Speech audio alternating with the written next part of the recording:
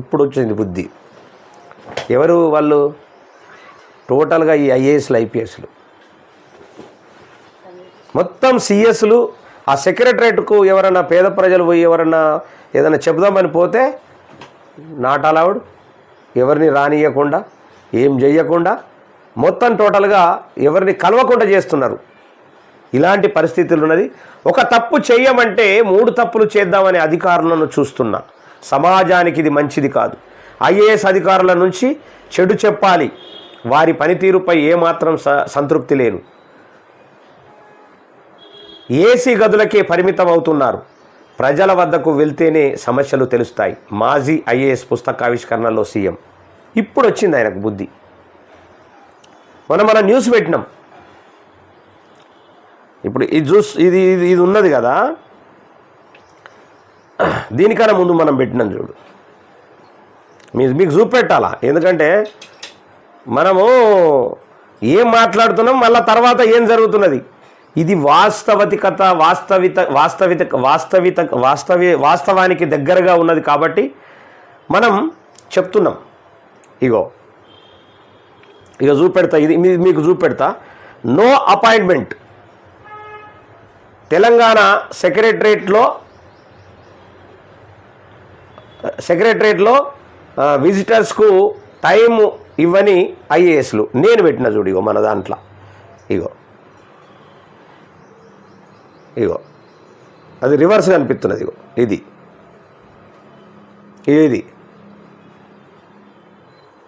ఎన్ని రోజులైంది అది పెట్టి? సుమారుగా 6 రోజులైంది. ఇప్పుడు సోయ వచ్చింది ముఖ్యమంత్రికి, 6 రోజులకు వచ్చింది. అది పేపర్లో వచ్చిందని మనం చెప్పినాం, విశదీకరించి చెప్పినాం. పేపర్లో వచ్చింది, ఆయన కూడా చూస్తాడు, చూడాలని నేను చెప్పట్లేదు, కొత్తగా చెప్తున్నా. అదేదో ముందే జాగ్రత్త పడితే ఇన్ని అవాంతనీయమైనటువంటి సంఘటనలు జరుగుతాయా? ప్రతి విషయంలో మనం జాగ్రత్తగా అడ్మినిస్ట్రేషన్ని తీసుకపోతే సరైనటువంటి ప్రజలకు సరైనటువంటి పద్ధతిలో వాళ్ళకు అందుతాయి. ఇక మనము నిమ్మకు నీరెత్తినట్లుండి మన సోకులు మనకే అయితే ఏమవుతుంది చెప్పు? అందుకే చూస్తా, ఇదంతా చదువుదాం ఒక్కసారి. ప్రభుత్వ అధికారుల వ్యవహార శైలిపై ముఖ్యమంత్రి రేవంత్ రెడ్డి సంచలన వ్యాఖ్యలు చేశారు. అధికారులు మంచి చెడులపై సలహా చెప్పే విధంగా ఉండాలని, రాజకీయ నేతలు ఇస్తున్న ఆదేశాల్లో తప్పొప్పులను ఎత్తి చూపాలని అన్నారు. కానీ నేటి అధికారుల్లో ఈ వైఖరి కరువైందని, ఒక తప్పు చేయమంటే 3 తప్పులు చేద్దామని అధికారులను చూస్తున్నానని వ్యాఖ్యానించారు. సమాజానికి ఇది మంచిది కాదన్నారు. ఆదివారం మాజీ ఐఏఎస్ అధికారి గోపాలకృష్ణనాయుడు రచించినటువంటి లైఫ్ ఆఫ్ ఏ కర్మయోగి పుస్తకాన్ని సీఎం రేవంత్ రెడ్డి ఆవిష్కరించారు. ఈ సందర్భంగా ఆయన మాట్లాడుతూ ప్రస్తుత అధికారుల వ్యవహార శైలి పట్ల తాను ఏమాత్రం సంతోషంగా లేనన్నారు. ఐఏఎస్ ఐపీఎస్ అధికారులు ఏసీ గదుల నుంచి బయటకు రావడం మానేశారని, ఏసీ అనేది జబ్బేమోననిపిస్తుందని అన్నారు. అధికారులు ప్రజల వద్దకు వెళ్ళినప్పుడే ప్రజా సమస్యలు అర్థమవుతాయని, ఆఫీసుల్లో కూర్చుంటే ప్రయోజనం ఉండదని వ్యాఖ్యానించారు. మహబూబ్నగర్ జిల్లా నుంచి ప్రారంభమైన తన రాజకీయ పయనంలో చాలా వరకు ప్రతిపక్షంలోనే ఉన్నానని, అప్పట్లో జిల్లా కలెక్టర్లు మారుమూల ప్రాంతాల్లో పర్యటించి ఆయా గ్రామాల సమస్యలు తెలుసుకొని పరిష్కరించేవారని తెలిపారు. నేను రోజు మొత్తుకుంటున్నానయ్యా బాబు.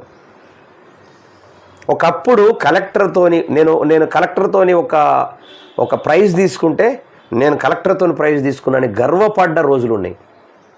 అలాంటి పరిస్థితులే కలెక్టర్తోనే తీసుకోవడం వేస్ట్ అనేక అడిగి తీసుకొచ్చారు. ఇట్లా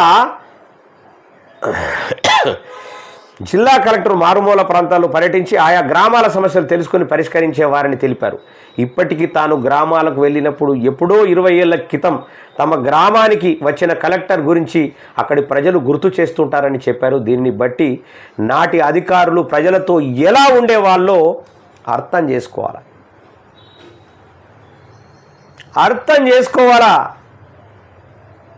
అది మార్చే బాధ్యత ప్రభుత్వంది. ప్రభుత్వాల వల్లనే, ఈ రాజకీయ నాయకుల వల్లనే వాళ్ళు అధికారులు చెడిపోయినరనే మాట కూడా నేను చెప్తా ఉన్నాను. మీ రాజకీయ నాయకుల వల్లనే ఈ అధికారులు చెడిపోయినరు, వాళ్ళని చెడగొట్టిర్రు గత ప్రభుత్వం. ఇప్పుడు మీరు సరి చేయవలసినటువంటి బాధ్యత ఉన్నది.